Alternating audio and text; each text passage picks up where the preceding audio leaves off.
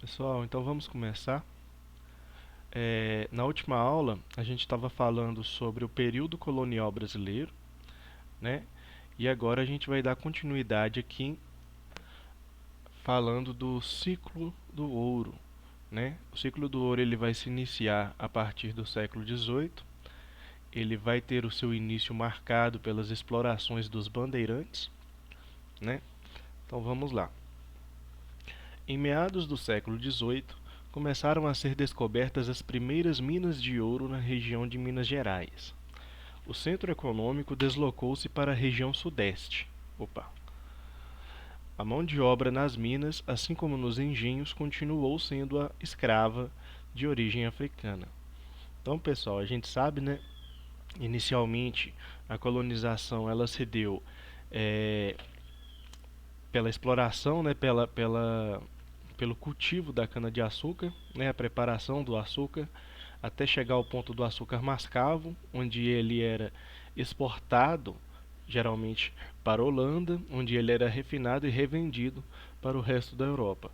Antes do período do açúcar, a gente teve um período que não houve uma administração colonial aqui no território brasileiro, que foi o que a gente chama de ciclo do pau-brasil, né, que vai durar de 1500 a 1530. Durante o período do açúcar, a gente vai ter a formação de uma administração colonial aqui no território brasileiro. O que isso quer dizer?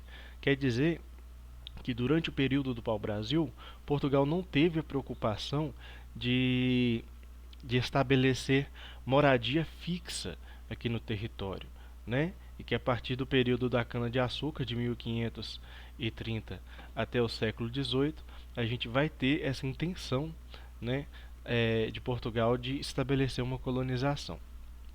Aí vão se estabelecer as capitanias hereditárias, né, toda aquela questão que a gente falou. E durante o período da cana-de-açúcar, a capital da colônia vai ser a cidade de Salvador, né? Então o centro econômico, o polo econômico, vai ser o Nordeste, né? Que era a região onde o açúcar ele tinha um maior investimento, né? Uma maior produção é, dessa matéria-prima, ok? Mas com a descoberta do ouro, pessoas vieram de todas as regiões para o Sudeste, né? Para os locais aonde estava se estabelecendo essa economia de mineração, né? Então a capital ela vai o deixar de ser Salvador e vai ser estabelecida uma nova capital na colônia no Rio de Janeiro, ok? Avançando aqui. A coroa portuguesa criou uma série de impostos e taxas para lucrar com a exploração do ouro no Brasil. Entre os principais impostos estava o quinto, que era baseado em 20% de todo o ouro encontrado na colônia. Ocorreu significativo crescimento das cidades na região de Minas, com grande urbanização, geração de empregos e desenvolvimento econômico. Então, pessoal, Portugal ela buscava, né, de toda forma, manter um controle dessa exploração mineradora. Eu falei com vocês já que na economia mercantilista, um dos principais fatores, uma das principais características é o metalismo. Né? O que é o metalismo?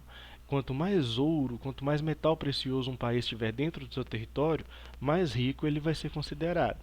Né? Então, por isso que Portugal tinha todo esse esforço em manter um controle da exploração mineradora aqui no território brasileiro. E também vale destacar, pessoal, que apesar desse esforço, apesar desse investimento, desse policiamento, né, desse controle que ele tentava estabelecer, muito contrabando acontecia. Né?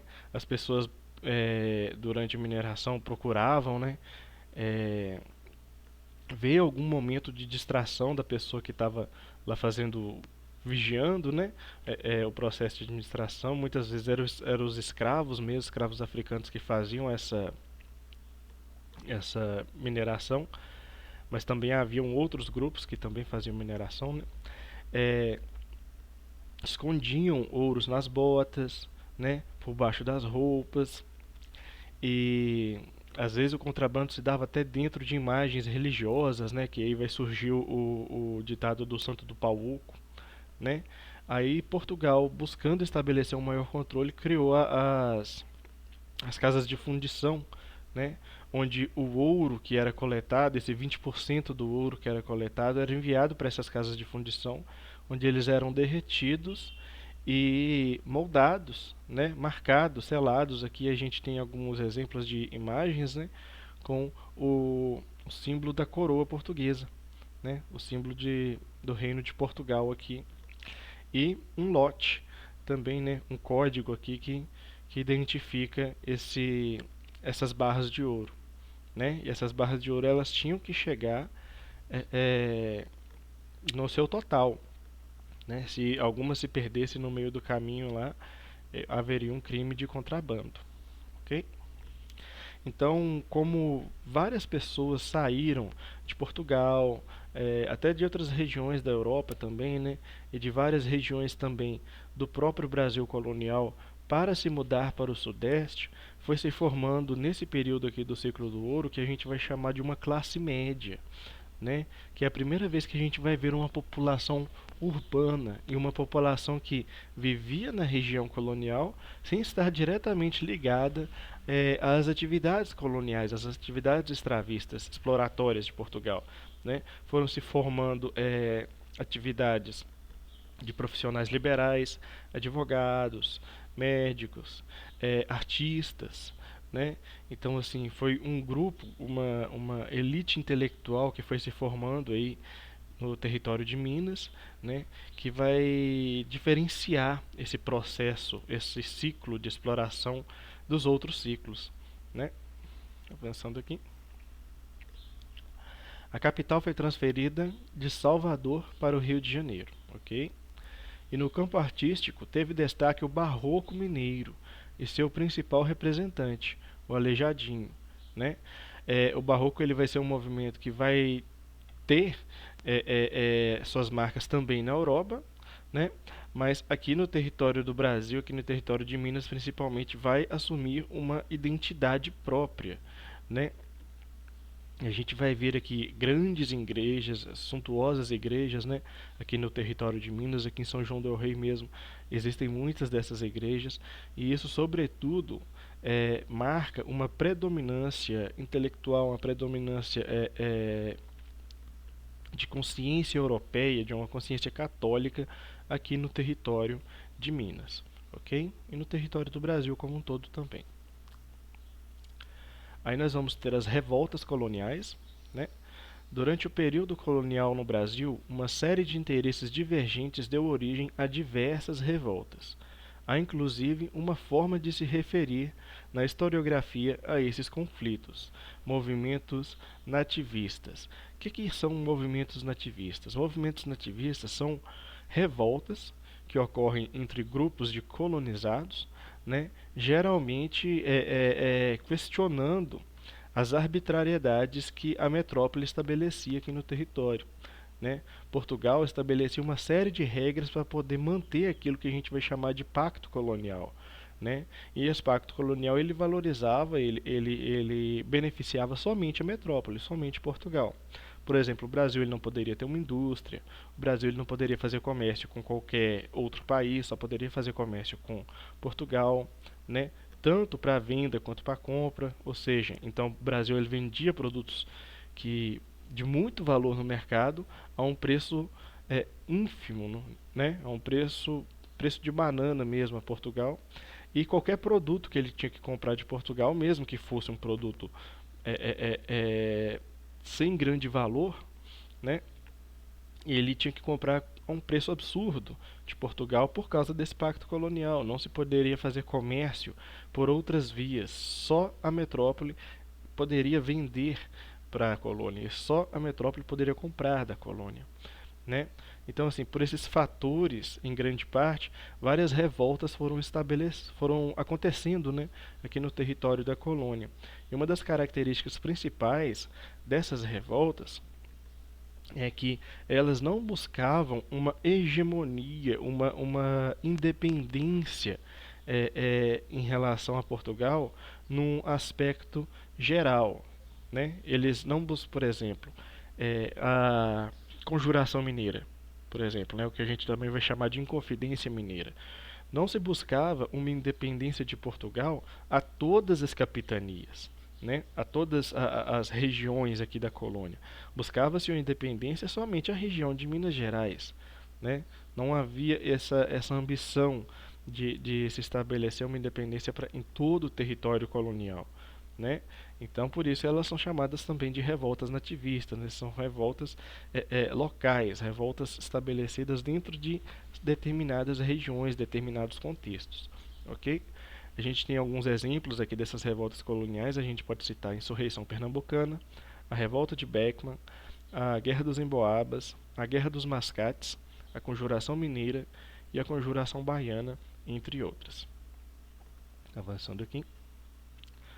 Um dos motivos que também puxavam o tom de insatisfação dos rebeldes nativistas com a coroa era o Pacto Colonial, ou Exclusivo Comercial Metropolitano, que determinava que a metrópole, Portugal, seria beneficiada com atividades econômicas de suas colônias, sem a possibilidade de livre comercialização. Aqui, né, a gente tem um exemplo do que foi esse pacto colonial que eu expliquei para vocês, né? Aqui seria mais ou menos esse sistema mesmo. Só colônia e metrópole participariam desse ciclo, desse fluxo comercial, né? E todo esse sistema aqui, ele servia para valorizar, para beneficiar a metrópole e, consequentemente, né, prejudicava as atividades comerciais, o desenvolvimento da colônia. Tudo isso foi fundamental para o processo de independência do Brasil, que ocorreu em 1822. Ok? Então o Brasil ele vai ser uma colônia até 1815, mas em 1822 ele vai conquistar a sua independência, ou seja, de 1815 a 1822 o Brasil ele vai ser um império português, né? É engraçado a gente pensar isso, mas isso se decorre à chegada da família real ao território do Brasil, né? Que isso aí vai acabar sendo um assunto mais para frente também que a gente vai abordar, ok? A crise do sistema colonial explica-se por uma série de fatores interrelacionados. Agora a gente vai falar do que levou, né, dos fatores que levaram não só o Brasil, mas várias outras colônias a estabelecerem, a lutarem por suas independências, né? Então vamos lá. Naquele momento, a Inglaterra despontava-se como a principal potência econômica do mundo, sobretudo pela Revolução Silenciosa, que o novo sistema industrial estabelecia e que Portugal tardou a se adaptar. Pessoal, na Inglaterra e em toda a Europa, né, durante a Idade Média, durante o fim da Idade Média, né, a gente está falando aqui do século XV, século XVI, século XVII, né, a gente vai ver aqui uma produção baseada em manufaturas. E o que são manufaturas? São oficinas de artesãos, né? São locais, são galpões onde os artesãos eles vão trabalhar. Aqui a gente vê uma mulher, né, produzindo tecido através de uma máquina de tear. A gente vê que a força dessa máquina de tear é a mão. A gente vê que enquanto ela está operando aqui a máquina de tear, a gente vê que ela está girando uma manivela aqui com a mão, né? Assim que era produzido o tecido. Quando se estabeleceu o processo de industrialização, a gente já vê todo um maquinário, né? A gente já vê uma produção se estabelecendo em muito maior grau, em muito menos tempo, né? Ou seja, vai ser muito mais produto sobrando aqui, ó. A gente também vai ver uma série de transformações aqui dentro da sociedade europeia devido a essa industrialização. As pessoas elas vão começar a ter uma valorização, uma hipervalorização, né, do controle do tempo. Vai se inventar o relógio mecânico, né, para que as pessoas saibam quando elas têm que entrar nas fábricas, né, quando elas têm que sair, para se calcular o tempo de trabalho, né, e a remuneração dessas pessoas. E vai haver também uma mudança na interação do ser humano com o trabalho. Porque antes a gente vê aqui esse processo, né, da manufatura, o trabalhador ele estava ligado a todos os processos da produção do produto, né? E quando a gente vê aqui na industrialização, a gente já vê uma grande mudança nesse aspecto. Por quê? Porque agora o trabalhador ele vai desempenhar uma função. Vai haver as mulheres responsáveis por passar os fios, né? Vai haver as mulheres responsáveis aqui, ó, pelo controle do maquinário. Vai haver outras mulheres aqui responsáveis pelo recolhimento do tecido que sai aqui pronto, né? Vai haver aquelas mais superiores responsáveis pelo controle de qualidade, né? Então, assim, vai haver uma especialização do trabalho, né, a partir da industrialização. E uma das principais características dessa mudança, né, do processo de trabalho vai ser a valorização do trabalho assalariado. Isso aí vai ter como consequência uma busca, uma luta, um empenho da Inglaterra em abolir a escravidão em todo o mundo, ok? E isso não se dá porque a Inglaterra ela tem um súbito de consciência que faz ela mudar de ideia em relação ao processo escravizatório, que faz ela ter uma nova perspectiva humanista sobre o sofrimento que era imposto ao escravizado. Nada a ver, nada disso, né? Isso se dá porque a Inglaterra ela queria que os trabalhadores fossem assalariados, porque com o salário eles poderiam comprar os produtos ingleses, ok? Então temos que ter bastante atenção aí, porque isso aí pode acabar até caindo numa questão do Enem, não sei, né? Porque a Inglaterra ela defendeu sim o fim da escravidão, mas a Inglaterra foi um dos países que mais lucrou com a escravidão, né? Juntamente com Portugal, a Inglaterra ela estabeleceu uma rede de tráfico de escravos, né? Uma rede de tráfico negreiro tão poderosa quanto Portugal, né? Então, Inglaterra e Portugal vão ser os países aí principais nesse processo de comércio de negros, né? De pessoas africanas escravizadas, ok? Surgiu então uma nova força de trabalho baseada no trabalhador assalariado, e a escravidão passou a ser cada vez mais uma instituição condenada pelos países europeus. Ok? Avançando aqui. Isso aí vai gerar uma série de problemas, né, em vários países que dependiam da mão de obra escravizada, né? A gente vai ver essa luta se manifestando no Haiti, né? A gente vai ver essa luta se manifestando nos Estados Unidos, né? Colônias francesas e colônias inglesas buscando independência, sobretudo por causa desses reveses aí, né? Que se dão devido a essa condenação à prática da escravidão, né? No caso do Haiti, a gente vai ter uma revolução em grande parte liderada por grupos que eram consideradas as minorias, né? Grupos negros, grupos afrodescendentes mesmo, né? Lutando contra essa opressão. E no caso aqui dos Estados Unidos, a gente vai ver essa rebelião sendo encabeçada, né? Essa revolução pela independência, né? Sendo encabeçada por grupos por colonos, né? Pelos grupos produtores, pelos grupos que eram substancialmente escravistas, né, também nos Estados Unidos. Isso no Brasil também vai ter as suas reverberações, né? O Brasil, a gente sabe, todo o território do Brasil usou a mão de obra fundamentalmente escravizada, né? Tanto mão de obra africana, sobretudo, né, a mão de obra africana, quanto a mão de obra nativa, mão de obra indígena, né? A gente também vai ver isso nas colônias espanholas. Então vai ser um processo aí que vai desencadear várias consequências, ok? Ao mesmo tempo, ainda na segunda metade do século XVIII, colônias inglesas e francesas começaram a iniciar seus processos de independência, o que se alastrou por toda a América Latina durante o século XIX. Apesar da letargia em que essas transformações ocorreram no Brasil colônia, suas consequências foram cruciais para o fim do ciclo. Ok?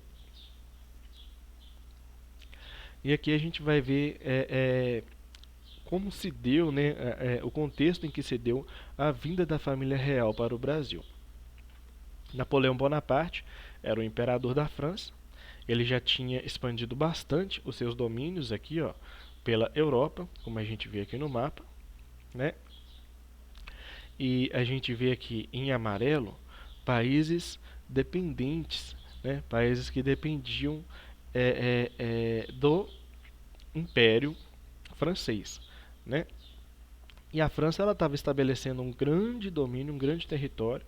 Então, mesmo que ela não tivesse dominado todo o território da Europa, vários países, várias regiões da Europa estavam diretamente ligadas à administração francesa, dependiam diretamente, né, do Império Francês. E a França estava muito poderosa. Só havia uma nação que se recusava a se curvar, né, a se submeter à autoridade francesa, que era a Grã-Bretanha, né, era a Inglaterra. A França ela vai tentar invadir a Inglaterra, mas ela vai acabar perdendo nesse processo de invasão, nesse conflito que vai estabelecer com a Inglaterra. Por quê? Porque a Inglaterra, a gente vê que ela é cercada por água, né? E quando a França ela vai tentar invadir aqui a Inglaterra, ela vai topar com as frotas marítimas inglesas, que era a frota mais poderosa, né, nesse aspecto aí de combate marítimo. Não tinha ninguém que poderia bater de frente com a Inglaterra. Então a França, vendo que não poderia invadir a Inglaterra, ela buscou prejudicar a Inglaterra, fazendo o que a gente vai chamar de bloqueio continental, né? Em outras palavras, ela vai proibir todos os países da Europa, né, e as suas colônias de fazerem comércio com a Inglaterra. A ideia era impor à Inglaterra uma recessão comercial muito forte que levasse eles à ruína, né, ao empobrecimento. Só que isso não vai dar muito certo, né? Muitos países eles vão continuar fazendo comércio com a Inglaterra. Inclusive a Rússia vai continuar fazendo comércio com a Inglaterra e vai acabar sendo invadida por Napoleão, né?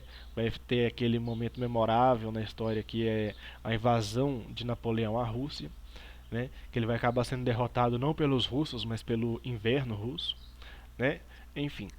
E um dos países que não poderia cortar suas relações comerciais com a Inglaterra era Portugal. Portugal precisava, dependia da Inglaterra, né? Haviam vários acordos comerciais entre Portugal e Inglaterra, e Portugal ele tinha muitas dívidas também com a Inglaterra. Ele não poderia virar as costas para a Inglaterra. No entanto, a gente já tem a Espanha aqui, ó, como um território de dependência ao Império Francês, né? Então Portugal estava cercado aqui pela influência da França, né? Então a qualquer momento Portugal poderia acabar sendo invadido pelo Império Francês. E Napoleão começa a pressionar Dom João VI, né? Napoleão imperador da França e Dom João VI rei de Portugal. Napoleão começa a botar pressão em cima de Dom João VI, falando: e aí, você vai aderir ou não vai aderir ao bloqueio continental? E ele, muito hesitante, né? Várias vezes ele falava que ia aderir e não aderia, né? Ficava nessa inconstância, né? Ora ele estabelecia acordos com a França, ora ele estabelecia acordos com a Inglaterra, até que teve um momento que a situação ficou insustentável. A França estava pronta para invadir Portugal. E qual que foi a ideia dele, por sugestão da Inglaterra? A Inglaterra financiaria, né, uma mudança da corte real, da família real portuguesa, de Portugal para o Brasil, né? Depois disso, depois que ocorre isso, né, depois que a família real ela se reúne com vários vassalos, né, vai ser uma viagem de mais de 3 meses aí, com milhares de pessoas saindo de Portugal, indo para o Brasil, né, acompanhando a família real portuguesa. A gente vai ter a invasão da França no território de Portugal. Mas, enfim, é nesse contexto que se dá, né, a mudança da família real portuguesa para o Brasil. Após Napoleão ameaçar invadir Portugal e, consequentemente, ocorrer a transferência da corte portuguesa para o Brasil, Uma série de interesses locais, somada às transformações de ordem econômica, social e cultural que estavam em processo, entre outros fatores, acabou promovendo o fim do ciclo mais duradouro, até agora, da história do Brasil. Então, com a chegada da família real ao Brasil, a gente vai ter duas mudanças fundamentais. Né? A primeira mudança vai ser a abertura dos portos às nações amigas. O Brasil, pela primeira vez, poderia fazer comércio com outras nações que não fosse Portugal. Né? E o segundo ponto vai ser a anexação, né, a assimilação do território brasileiro como parte do território de Portugal. O Brasil ele vai se tornar Reino Unido a Portugal e Algarves. Né? Ou seja, o Brasil ele vai deixar de ser uma colônia portuguesa em 1815. Vai terminar o ciclo colonial brasileiro, mas não vai se desligar o território brasileiro de Portugal, porque em 1815 o Brasil deixa de ser colônia e ele se torna parte do Reino de Portugal, se torna um estado português, ok? E aqui vem as questões. Antes de eu passar para a correção das atividades, vocês têm alguma dúvida sobre isso aqui que foi explicado? Não. Beleza. Então vamos lá. A questão 1. De acordo com Boris Fausto, o descobrimento do Brasil não provocou, nem de longe, o entusiasmo despertado pela chegada de Vasco da Gama à Índia. O Brasil aparece como uma terra cujas possibilidades de exploração em contornos geográficos eram desconhecidos. Por vários anos, pensou-se que não passava de uma grande ilha. As atrações exóticas, índios, papagaios, araras, prevaleceram, a ponto de alguns informantes, particularmente italianos, darem-lhe o nome de Terra dos Papagaios. Diante disso, assinale a alternativa que preenche a lacuna abaixo corretamente. Então vamos lá. Então, pessoal, não havia o interesse de Portugal imediato, né, de fazer uma colonização no território brasileiro, até porque eles já estavam ocupados, né, com a colonização dos territórios das Índias. Né, a busca de todo o processo da expansão marítima era chegar até as Índias. Ok? Apesar de que havia um reconhecimento, né, das grandes potencialidades que haviam no território brasileiro, né, mas essa colonização ela só vai se estabelecer em 1530, ok? E aqui vem o texto abaixo para a gente preencher a lacuna. A expedição de, né, um espaço aqui, essa expedição que durou de 1530 a 1533, representou um momento de transição entre o velho e o novo período. Tinha por objetivo patrulhar a costa, estabelecer uma colônia através da concessão não hereditária de terras aos povoadores que trazia São Vicente em 1532 e explorar a terra, tendo em vista a necessidade de sua efetiva ocupação. Né? O que preenche essa lacuna corretamente seria a letra B, Martim Afonso de Souza. Né? Quem liderou essa expedição aqui foi Martim Afonso de Souza. Tá bom? A questão 2. Durante o período colonial do Brasil, uma série de interesses divergentes deu origem a diversas revoltas. Há inclusive uma forma de se referir na historiografia a esses conflitos, movimentos nativistas. Analise as alternativas abaixo e assinale a que não se encaixa entre as revoltas nativistas do período colonial. Pessoal, todas essas alternativas, né, são alternativas que se encaixam dentro do conceito aqui de revoltas nativistas, né, dentro dos períodos das revoltas nativistas, menos uma, que seria a letra D, o levante integralista, ok? Que vai acontecer já no período do Brasil República. Aqui a questão 3. Apesar dos exageros e incorreções, a lettera de Américo Vespúcio para Piero Soderini, com certeza, continha várias passagens verídicas. Uma delas é o trecho no qual, referindo-se à sua primeira viagem ao Brasil, realizada entre maio de 1501 e julho de 1502, Vespúcio afirma: Nessa costa não vimos coisa de proveito, exceto uma infinidade de árvores de pau-brasil.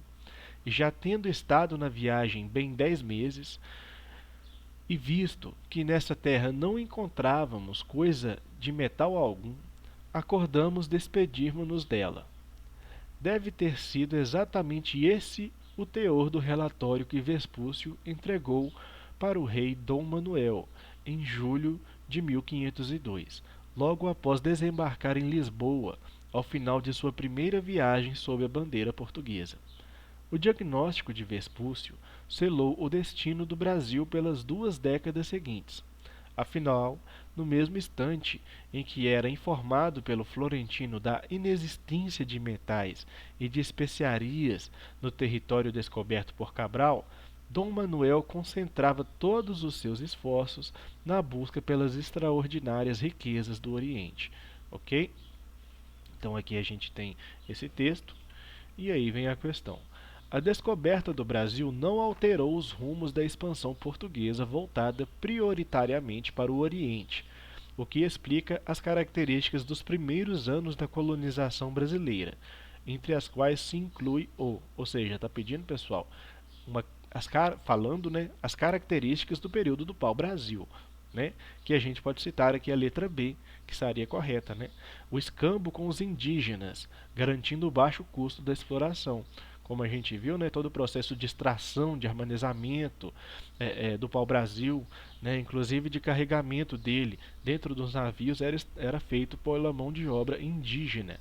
E esse acordo era feito por meio do escambo, onde os indígenas faziam esse trabalho, né, com o pau-brasil, e em troca recebiam quinquilharias, né, produtos de pouco valor, o chamado escambo. Ok? Então aqui a gente termina a correção da semana 4 do PET complementar e vamos iniciar aqui a semana 1 do segundo PET. Ok? Deixa eu fechar aqui.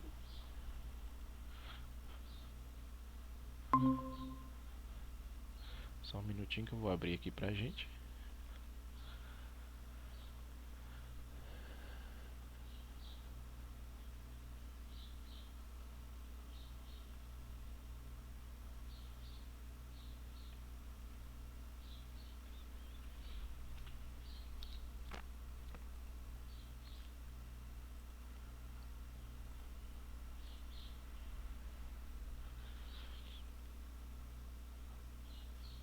Pessoal, vocês estão conseguindo ver aí o slide?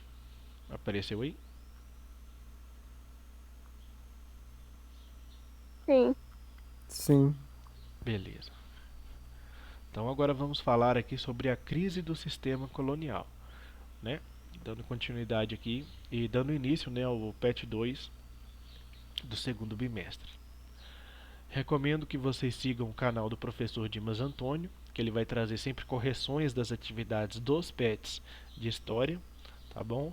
Inclusive parte das nossas aulas aqui vai usar os conteúdos do canal dele.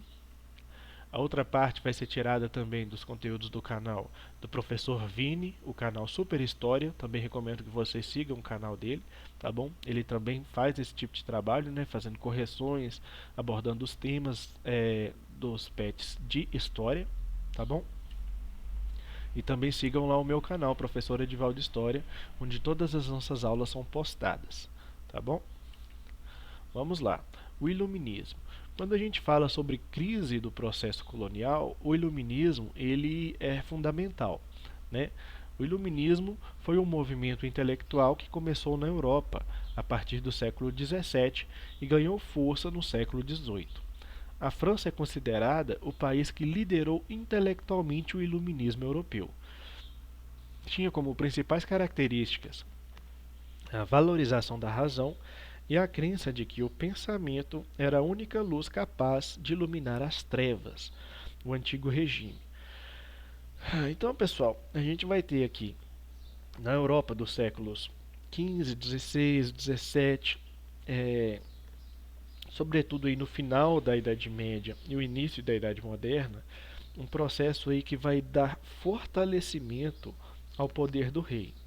O rei, durante a Idade Média, durante o período do feudalismo, né, ele tinha uma autoridade, mas ele não tinha muito poder concentrado, né?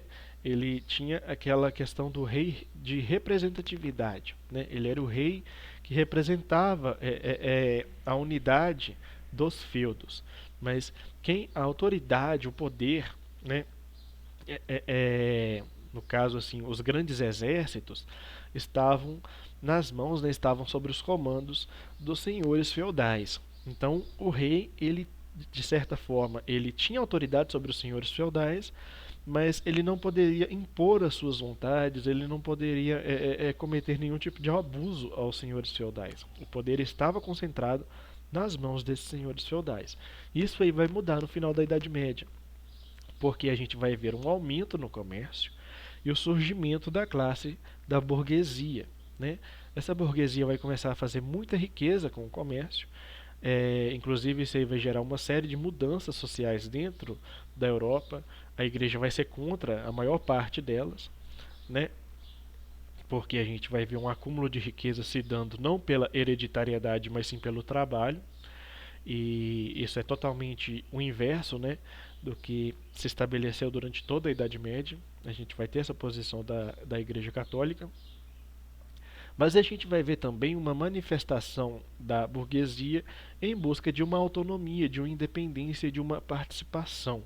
Né? Isso aí a gente vai ver inicialmente dentro do processo do Renascimento, onde surgiram vários cientistas, né, vários grupos que a gente vai chamar de humanistas, né, que vão valorizar a figura humana, o papel do ser humano dentro do mundo, né, e valorizar também a razão em detrimento ao achismo, né, aos dogmas da Igreja Católica. A razão, o método científico vai começar a ser supervalorizado aí durante o Renascimento.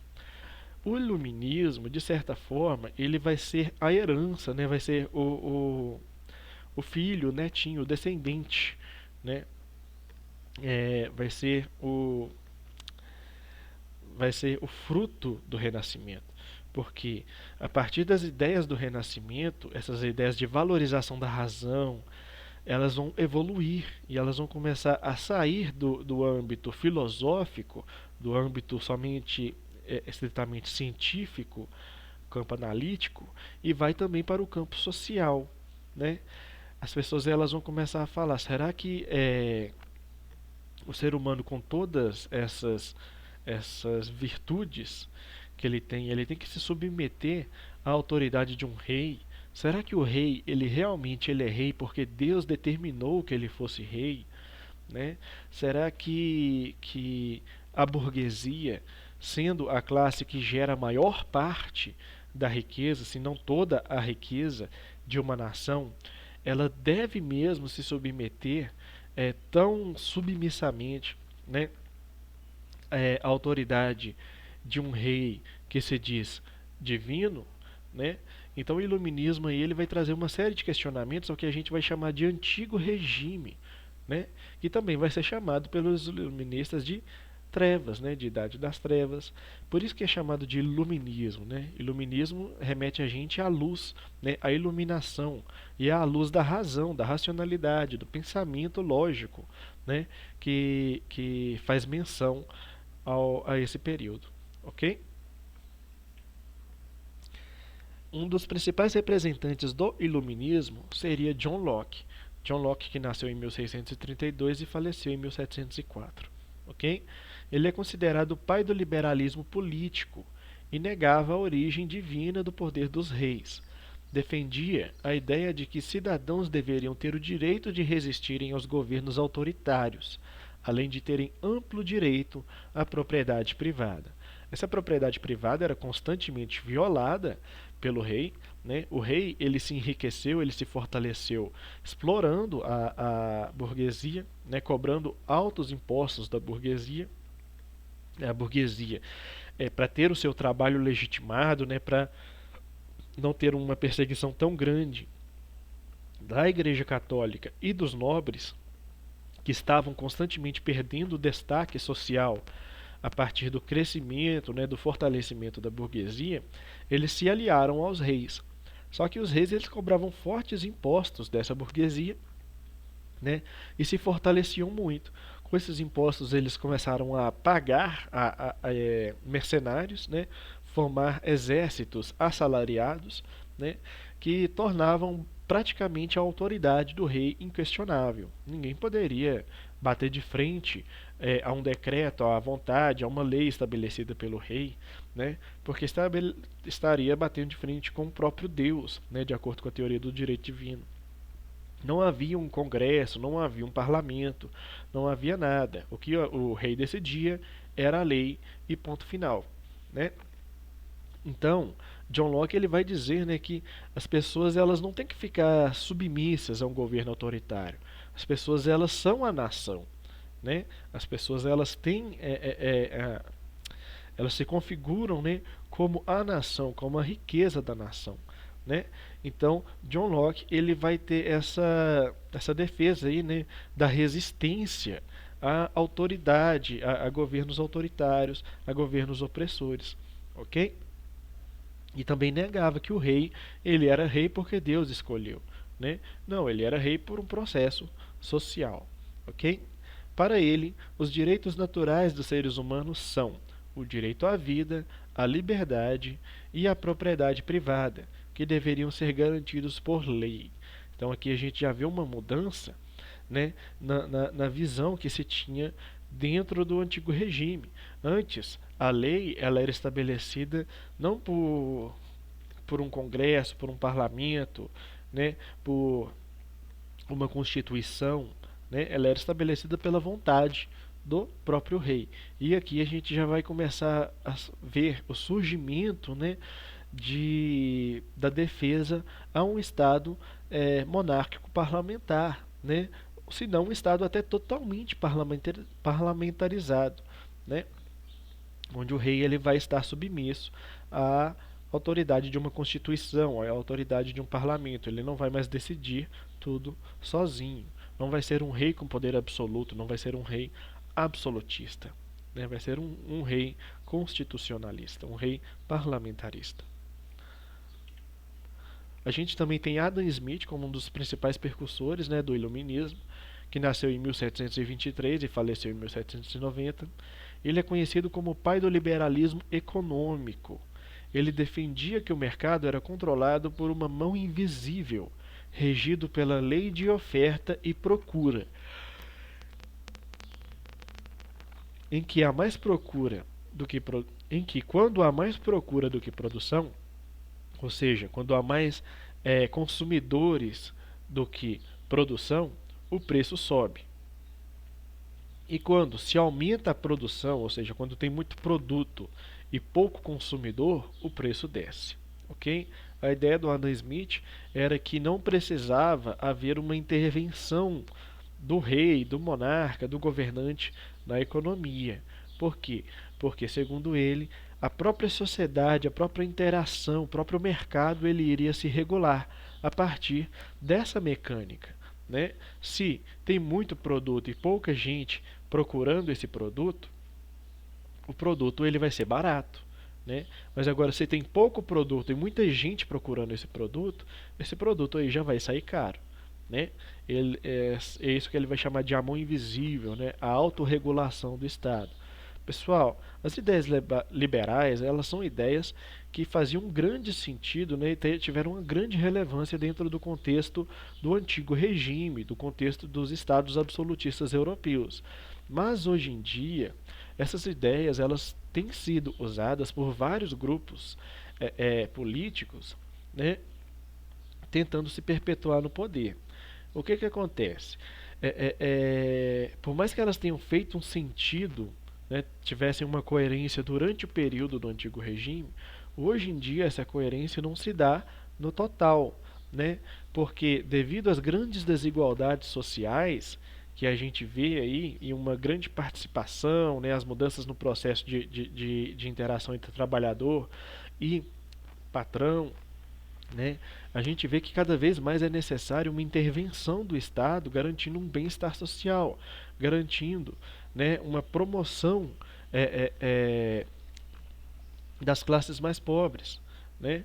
Porque muitas vezes a corrida pela meritocracia ela muitas das vezes, não, né, praticamente todas as vezes, ela se dá de uma forma desigual, né? Então, é necessário que haja uma intervenção do Estado que promova uma maior participação social dessas classes, né, que historicamente são marcadas pelo preconceito, pelo essas minorias, né, que são marcadas por uma falta de participação, por uma exclusão do processo social, do processo de desenvolvimento, né, econômico e nacional. Tá bom? O mercantilismo. Pessoal, falta um minuto para acabar a nossa aula. É, eu expliquei aqui para vocês o pensamento do John Locke, do Adam Smith e o mais ou menos o que foi o iluminismo. Né? Na próxima aula a gente dá continuidade nessa ideia aqui do que seria o mercantilismo, né? Que seria o contexto, o quadro geral em que se insere aí esse movimento de resistência que vai ser o iluminismo. Tá bom? Podemos continuar na próxima aula? Tá bom. Tá bom. Tá bom. Beleza. Disso aqui, vocês têm alguma dúvida disso aqui que foi explicado? Não. Não. Não. Beleza, pessoal. Obrigado por estarem comigo e até a próxima aula, tá bom? Valeu. Bom dia, tchau. Tchau, bom dia. Tchau, tchau. Obrigado.